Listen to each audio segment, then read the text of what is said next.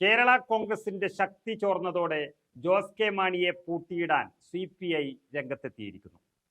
രാജ്യസഭാ seat വിഷയത്തിൽ ഇടതുമുന്നണിയിൽ തമ്മിലടി രൂക്ഷമായിരിക്കുകയാണ്. രാജ്യസഭയിൽ ഒഴിവ് വരുന്ന 3 സീറ്റുകളിൽ ഒന്ന് നിലവിലെ MP ജോസ് കെ മാണിയുടേതാണ്.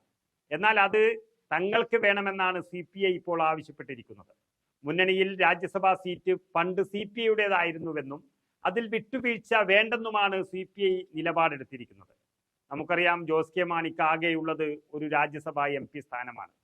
ലോകസഭയിൽ ഇനി കോട്ടയത്ത് ജയിക്കില്ല എന്ന് കണ്ട് രാജ്യസഭ വാങ്ങിയതും അതിനിടയിൽ സ്വന്തം തട്ടകമായ പാലായിൽ തോറ്റതുമെല്ലാം ജോസ് കെ മാണിയുടെ രാഷ്ട്രീയ ജീവിതത്തിലെ വിശ്വാസ്യത നഷ്ടപ്പെടുത്തിയ കാര്യങ്ങളാണ്. ആ കാര്യങ്ങളാണെന്നിരിക്കെ ഈ MP സ്ഥാനം കൂടി പോയാൽ ജോസ് കെ മാണി കേരള രാഷ്ട്രീയത്തിൽ തന്നെ കറിവേപ്പിലയായി മാറും എന്നതിന് യാതൊരു സംശയവും വേണ്ട. അതിന് ഇടതുപക്ഷവും പിണറായി വിജയനും തയ്യാറാകുമോ എന്നതാണ് കേരളം അറിയാൻ കാത്തിരിക്കുന്നത്.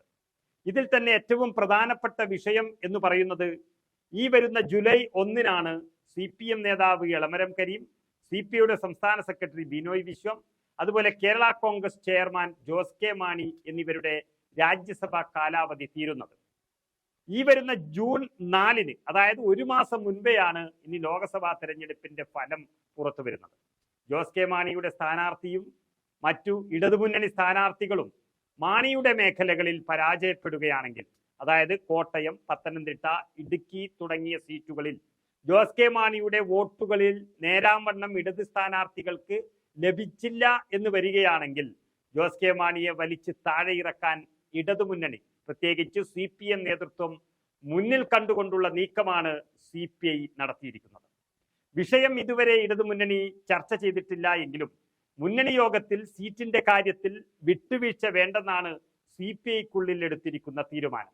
നിലവിലെ നിയമസഭയിലെ അംഗബലം അനുസരിച്ച് ഇടതുമുന്നണിക്ക് ഈ 3-ൽ 2 സീറ്റിൽ വിജയിക്കാനാകും.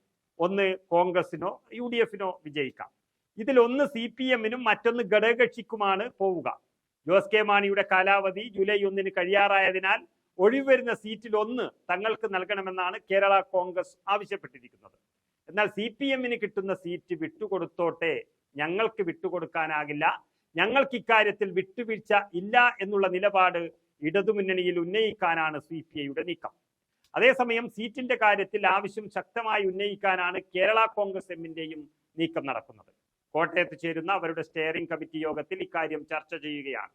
നിലവിൽ കോട്ടയം ലോക്സഭാ MP സ്ഥാനവും ജോസ് കെ മാണിയുടെ രാജ്യസഭാ MP സ്ഥാനവും മാണി ഗ്രൂപ്പിനുണ്ട്. പക്ഷേ ലോക്സഭയിലേക്ക് തോമസ് ചാഴിക്കാടൻ തോൽക്കാൻ പോകുന്നു എന്ന് എല്ലാ സർവേകളും പുറത്തു വരുന്നതോടെ ഇനി ജോസ് കെ മാണിയുടെ രാജ്യസഭ മാത്രമാണ് കയ്യിലുണ്ടാകുക. അതും കളഞ്ഞു കുളിച്ചാൽ, അല്ലെങ്കിൽ അതും CPIക്ക് കൊടുത്താൽ ജോസ് കെ മാണി രാഷ്ട്രീയ വനവാസത്തിന് പോകേണ്ടി വരും എന്നുള്ളതിൽ യാതൊരു സംശയവുമില്ല.